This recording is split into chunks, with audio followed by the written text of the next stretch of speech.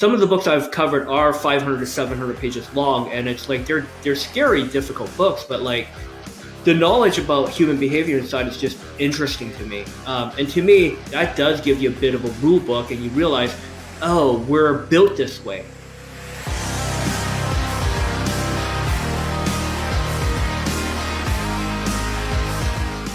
Welcome back to the List Building Lifestyle. I'm your host, Igor Kafetz, and today I'm hosting my good friend, Colin Chung. Now, Colin is a highly experienced copywriter, and he's now copy chief for quite a few big businesses. In fact, his credentials are just outrageous, if I'm honest with you.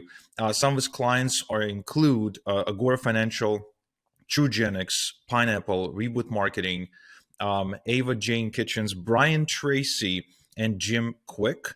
He also spent about 6 years being the primary coach for John Carlton's Simple Writing System, a cohort-based copywriting course, and he trained hundreds of business owners, entrepreneurs, and freelancers on how to write copy under that umbrella. He's currently the director of copy at a supplement company and a copy chief of multiple projects at his own agency, Plural Inc. He writes sales letters, he produces VSLs, he creates webinars, and all the things that he worked on so far roughly generated about $250 million in direct sales. As a copy consultant, he helps people with their funnels, he does copy critiques, he helps optimize marketing operations, recruit copywriters, train them, has his own little stable of copywriters, and he's basically everywhere. And recently, he decided to start his own newsletter where he's providing the short snippet on long form information and books and study material to help you gain the knowledge without having to invest a ridiculous amount of time in reading like a 500-page book on psychology and things like that. He's, people who we all know, admire, and respect, like Jim Quick, John Carlton, Brian Kurtz, Gary Goldstein, Christine Closer, and a bunch of other people are raving about working with Colin. So I'm really excited to welcome him to the show. Colin, welcome to the List Building Lifestyle. Tremendously grateful to be here, and that's a really generous introduction. Thank you. Oh, come on. You wrote almost all of it anyway, so. Tell them that. No, seriously. I think it's a skill to be able to write good copy about yourself. As an affiliate marketer, and you wrote copy and write copy for all kinds of different clients. I'm sure you've noticed this too.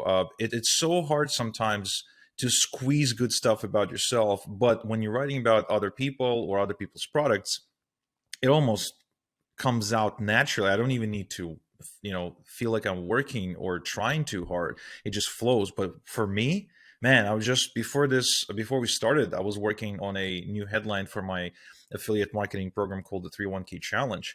And, I decided to use ChatGPT so I don't have to start from scratch, and it sometimes is just so difficult. I don't know. What's your take on this? What's your, is it easier for you to write copy about other people or yourself? Is it the same, equally difficult?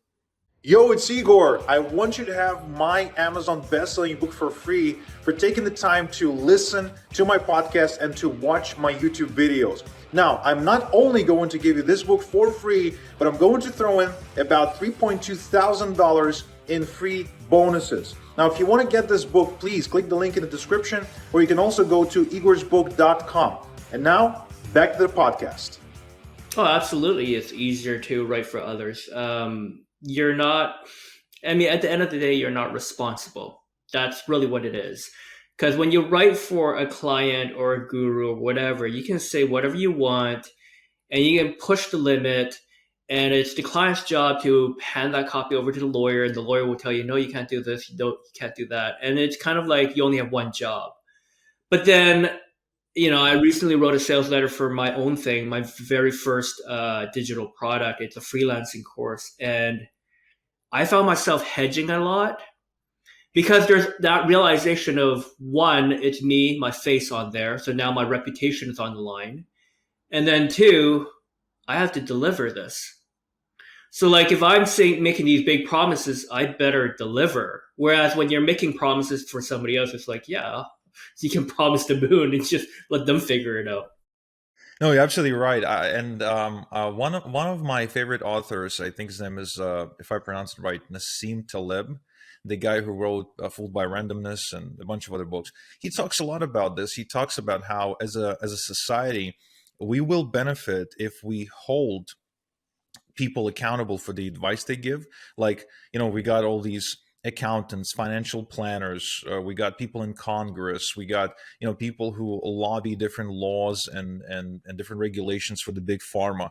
I mean, if something goes wrong and people get hurt, and in many cases, when we talk, geopolitical scale, like with COVID vaccines and things like that, people got hurt big time. And those people who push the wrong agenda, they don't get slapped on the wrist, they don't get fired, they don't get put in jail. They actually just go quiet for like 6 to 12 months, and then they get rehired into a different firm that's trying to do the same with probably a bigger paycheck and a bigger bonus promise. And I think our industry, and when I say our industry, I mean the industry of making money online, or making money with information, or affiliate marketing, and any aspect of it, including, by the way, people who sell physical stuff, like Amazon sellers, drop shippers. I think there's not enough accountability there. Yeah, there's the FTC regulating things and just throwing people in jail or ruining their life entirely, which I think is a bit of an extreme.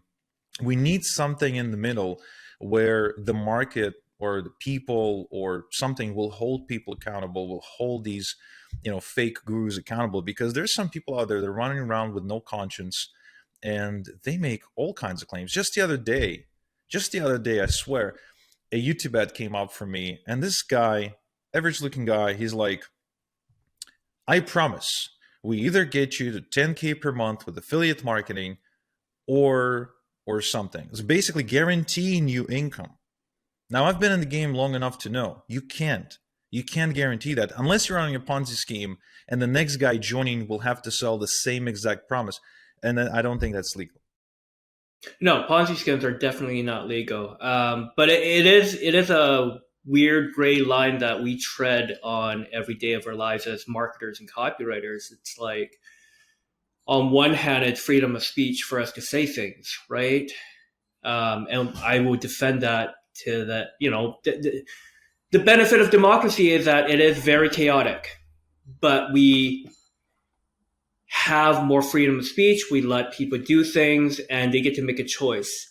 Um, and then, I mean, yeah, accountability is important, but it's kind of like one of those things where technically there are regulations. It's just that they're not enforced as well as they could be. Right.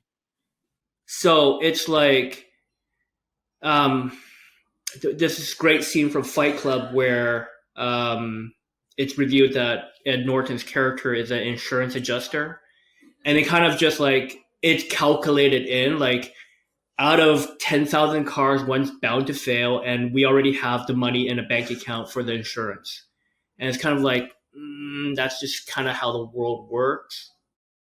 Yeah, it's a bit of a statistic, isn't it? When these big companies, they sort of like expect for this to happen, so they get ready.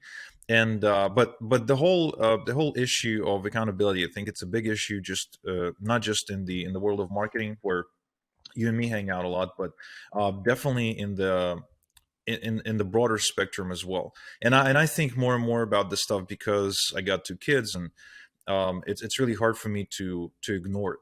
But enough about conspiracy theories. Let's talk about you. Let's talk about your work. So you wrote a boatload of copy. You work with some of the biggest names. You still consult some of the bigger names in marketing. But recently, and again, this is how I came across your work, not knowing that we have so many mutual friends in the industry. You started Osmosis. So Osmosis it's located at osmosis.dev. And this is a newsletter where you send out a weekly email every Tuesday at 9:30 a.m. Pacific time, and you deliver this summary, but not really, I wouldn't call it a summary, but you deliver basically a very concise version of a resource you recently went through, helping us get the nuggets from it without us having to go and actually, read the whole thing or watch the whole thing. So what's provoked you to say, you know what, writing copy is great, income's great, I do what I love, and then you're like, now I'm going to do this other thing, which is just me, and it's actually not writing for to make a sale. It's writing content, and this is just me on my own, no clients, no products. So what happened there? So the newsletter is really me have building a list. I mean, what you teach, so that I can share content with the list and get a good open rate and every week, and just giving them value. And the reason why I did that was, 2 years ago, I turned 40 and I woke up and was like, I don't want to be a freelancer anymore. And I want to start building my own audience. But I was very wary about just doing a typical, hey, here's how to write copy, or here's how to freelance. I want to write a newsletter that would be more generalized, so that the mass market, there's more people could be interested in it. I don't want to just, because I can't, the thing is, I don't think I can write a weekly newsletter if it was just, here's how to do X and here's how to do Y. And I did that every single week. I would be bored within 6 months. But with osmosis, there's a personal gratification, a personal selfish reason for doing it. I'm reading books that I've been putting off reading, and then I get to summarize them, so it's locked into my mind. And as a result of that, and people reading it, they share in it. They get to get ideas that they wouldn't get otherwise. Because these are some of the books I've covered are 500 to 700 pages long, and it's like they're scary, difficult books, but like the knowledge about human behavior inside is just interesting to me. And to me, as you know, as a parent now, like there's no manual for life. But if you learn about human behavior and psychology, that does give you a bit of a rule book, and you realize, oh, we're built this way. This is how we operate. Now we can manipulate it, hopefully. Yeah, no. First off, I'm really grateful you started Osmosis, because I subscribe to a ton of newsletters and Substacks, and it's exciting to get into them. It's exciting to subscribe, but then I just kind of stopped reading them. With Osmosis, it's a little bit different because it is extremely insightful. I'm not very much involved in politics, but you had two issues recently on a political book you wrote. You kind of took it in two parts. That was really fascinating, because I know I wouldn't read a book like that. I probably wouldn't pick it up. You know what I mean? Yeah. Like, I'll pick up a copywriting book, I'll pick up a psychology, but I wouldn't pick up a political book. The only political book I read was Win Bigly by, I think this guy's name Scott Adams, the guy who created the Dilbert comic. Yep. So he wrote about the Trump versus Hillary election. That's actually quite fascinating, because he broke it down from a copywriter's perspective, and tried to reverse engineer what caused Trump to win. Now, of course, the margin on that was slim, and it was probably as slim as Trump versus Biden, but when Trump in Trump's favor. But it was still a fascinating read. I remember, and he writes well too. That's not a thing that I have to compliment you on. Definitely is, you write so well that I actually sit down and I enjoy to read. And I can't say that about most people. You can have a great idea but be a bad writer and completely put people off.